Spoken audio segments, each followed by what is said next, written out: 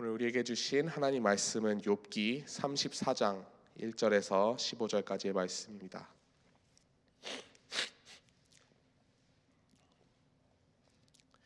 욥기 34장 1절에서 15절까지 저와 여러분이 한 구절씩 교독하시고 마지막 구절 15절은 함께 읽도록 하겠습니다. 욥기 34장 1절부터 15절 제가 먼저 읽도록 하겠습니다.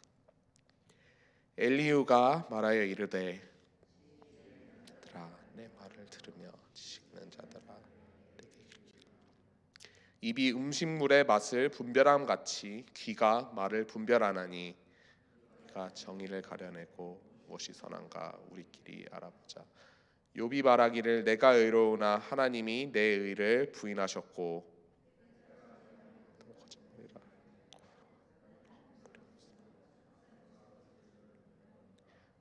어떤 사람이 욥과 같으랴. 욥이 비방하기를 물 마시듯 하며 악한 일을 하는 자들과 한패가 되어 흑인과 함께 다니면서 이르기를 사람이 하나님을 기뻐하나 무익하다 하는구나. 그러므로 너희 총명한 자들아 내 말을 들으라.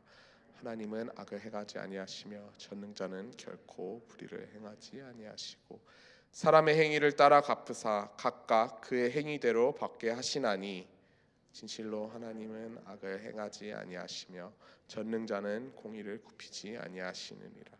누가 땅을 그에게 맡겼느냐? 누가 온 세상을 그에게 맡겼느냐? 만일 뜻을 정하시고 그의 영과 목숨을 거두실진대. 함께 읽겠습니다. 모든 육체가 다 함께 죽으며 사람은 흙으로 돌아가리라. 아멘. 방금 읽은 욥기 34장 1절부터 15절까지의 본문을 가지고 창조주 하나님을 바라보다 라는 제목으로 하나님 말씀을 나누기 원합니다. 욥기 3장부터 욥과 이제 친구들의 공방이 계속해서 있었습니다. 이제 그러한 진술이 이제 욥의 마지막 진술이 기록된 29장부터 31장까지의 내용으로 마무리됩니다. 그 내용은 이렇습니다. 욥은 자신이 무죄하다고 계속해서 주장하고 또 자신의 고난은 하나님께서 내리신 벌이 아니다라고 주장합니다. 그런데 그래서 내린 결론이 두 가지인데요. 첫 번째는 하나님이 세상을 공의로 다스리시지 않는다이거나 또는 둘째 하나님이 불의하시다입니다. 이에 반해 욥의 친구들은 욥에게 이렇게 주장합니다. 하나님은 의로우시고 또 하나님은 세상을 공의로 다스리시기 때문에 결론은 욥이 분명히 죄를 지었을 것이다 라는 주장입니다. 양쪽 다 사실 주장의 결론이 틀리긴 했지만 친구들의 결론이 더욱더 빈약했기 때문에 자연스레 욥의 주장에 힘이 실리는 가운데 이제 31장 35절에서 욥은 이렇게 진술합니다. 나의 서명이 여기 있으니 전능자가 내게 대답하시기를 바라노라. 얼마나 답답하고 또 얼마나 억울했으면 하나님께 이렇게 호소하면서 주님께서 직접 그에게 말씀해 주시기를 바라고 있을까요? 그런데 여기서 등장한 새로운 인물이 있습니다. 바로 부스 사람 엘리후입니다. 그래서 그가 말하는 32장을 보게 되니 그가 양쪽에게 화를 내는데 욥에게 화를 내면 욥이 하나님보다 자기가 더 의롭다 하며 또 새 친구들에게 화를 내면 그들이 능히 대답하지 못하면서도 욥을 정죄하기 때문이다라고 32장 3절에 기록하고 있습니다. 특별히 오늘 본문 34장은 욥의 결론인 하나님은 공의로 다스리지 않으시거나 또는 하나님은 불의하시다 이러한 주장을 엘리후가 반박하는 내용을 담고 있습니다. 5절과 6절을 보시기 바랍니다. 욥의 주장인 내가 의로우나 하나님이 내 의를 부인하셨고 내가 정당함에도 거짓말쟁이라 하였고 허물이 없으나 화살로 상처를 입었노라. 이러한 주장을 정면으로 반박하며 욥이 악한 이들을 하는 자들과 한패가 되었다라고 강하게 일갈합니다. 그러면서 엘리후가 말하는 것은 무엇입니까? 바로 하나님 전능자는 공의를 굽히지 아니하신다. 즉 전능자는 공의로우시다라고 주장하는 것입니다. 여기서 우리가 집중해야 할 부분은 바로 엘리후가 이러한 자신의 주장, 하나님은 공의하시다라는 주장에 대한 논거를 이제 13절부터 15절까지 기록하고 있는데요. 13절부터 15절까지 한 번 더 우리 같이 한번 읽어 보겠습니다. 13절부터 읽겠습니다. 시작. 누가 만일 뜻을 정하시고 누가 땅을 그에게 맡겼느냐? 누가 온 세상을 그에게 맡겼느냐? 그가 만일 뜻을 정하시고 그의 영과 목숨을 거두실진대 모든 육체가 다 함께 죽으며 사람은 흙으로 돌아가리라. 엘리후의 하나님은 공의로우시고 또 의로우시다라는 주장의 근거가 무엇입니까? 바로 하나님께서 온 세상을 창조하시고 또 다스리시는 창조자이자 만물의 주관자이시라는 것입니다.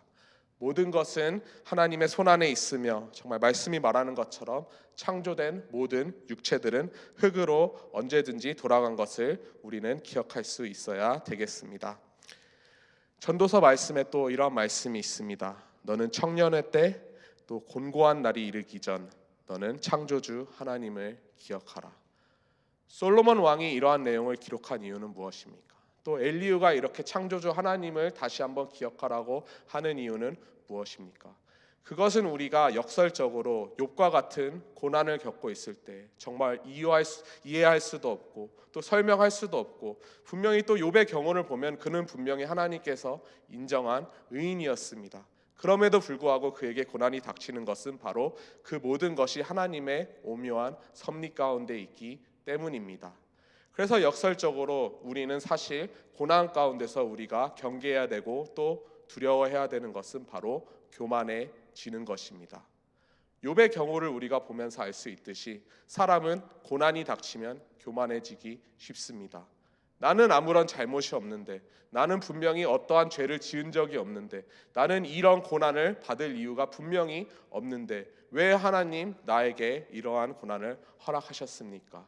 심지어 의인으로 칭송받던 욥도 하나님께 나아가서 이제 억울한 마음에 어떻게 보면은 좀 선을 넘어서 하나님께 말하지 않습니까? 전능자가 나에게 대답하시기를 원하노라.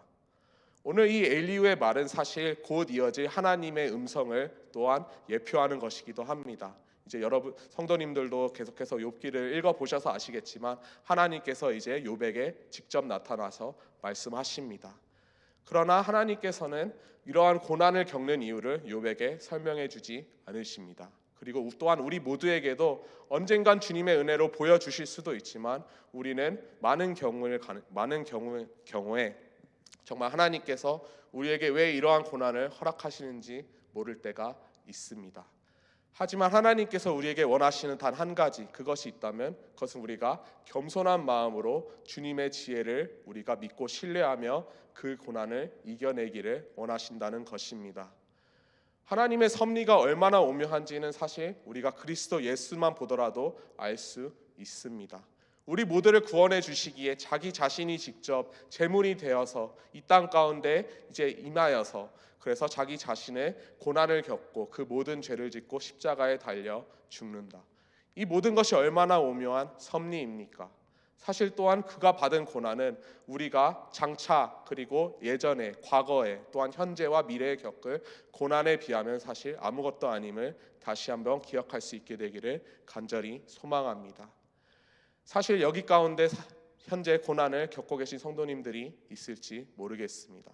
그리고 사실 각자의 성도님들의 이야기를 들어보면 그 고난이 너무나도 힘들고 또한 어쩔 때 보면은 정말 우리가 넘어지기 쉽고 또 우리의 연약한 모습을 봅니다. 하지만 제가 여기서 분명히 말씀드릴 수 있는 것은 우리가 창조주 하나님을 기억하고 끝까지 주님을 신뢰하고 또 주님께 우리의 정말 고난 가운데서 우리가 주님을 믿고 의지하며 이 고난을 이겨낼 수 있게 되기를 간절히 기도합니다. 이렇게 고백하며 나아갈 때 주님은 분명히 주님의 선하심을 우리에게 나타내실 거라는 것입니다. 그래서 사랑하는 성도 여러분, 다시 한번 말씀드립니다. 오늘 창조주 하나님을 다시 한번 기억해 보시길 바랍니다. 자연 가운데서 또는 사람들의 모습 속에서 또한 우리가 더욱더 이제 만나고 또 관계를 맺고 만날 모든 사람들 가운데서 주 하나님의 모습을 경험하시고 또한 그 하나님의 모습을 나타내는 우리 모두가 되기를 소망합니다. 정말 고난 가운데 계시다면 제가 그 고난이 얼마나 힘들고 또 어려운지 저는 알지는 못하겠지만 정말 그 모든 고난과 아픔을 아시는 그리스도 주 예수를 믿고 의지하며 나아가는 모든 성도님들 되시기를 간절히 기도합니다. 같이 기도하시겠습니다. 은혜가 많으신 하나님 아버지 참 감사합니다. 오늘 말씀을 통해 주님 정말 역설적으로 우리가 고난 가운데 있을 때 우리가 교만해질 수 있음을 깨닫게 하여 주시니 감사를 드립니다. 주님, 우리가 더욱더 겸손해지고 또 주 하나님을, 창조주 하나님을, 아버지 주님의 정말 온 세상을 다스리시고 또 운행하시는 그한 주님의 섭리를 우리가 믿고 의지하며 나아가기를 간절히 소망합니다. 주님, 우리 가운데 모든 억울한 마음과 아픔, 주님께서도 그 모든 고난과 고통을 아시오니 주님, 우리를 위로하여 주시고 아버지 정말 그러한 가운데서도 아버지 주님을 믿기로 결단하며 나아가는 모든 성도님들에게 정말 주님의 선하심을 아버지 맛보아 알 수 있도록 주님 나타내 보여주시고 주님의 은혜를 허락하여 주시옵소서. 그래서 우리 삶의 모든 자리에서 아버지 주 하나님을 나타내고 또 주 하나님의 모습을 서로의 모습 가운데서 볼 수 있는 그러한 은혜를 경험할 수 있게 되기를 간절히 기도합니다. 주님, 이 시간 우리와 함께하여 주시고 또 동행하여 주시옵소서. 감사드리며 살아계신 예수 그리스도의 이름으로 기도드렸습니다. 아멘. 주님이 가르쳐 주신 기도로 예배 마치겠습니다.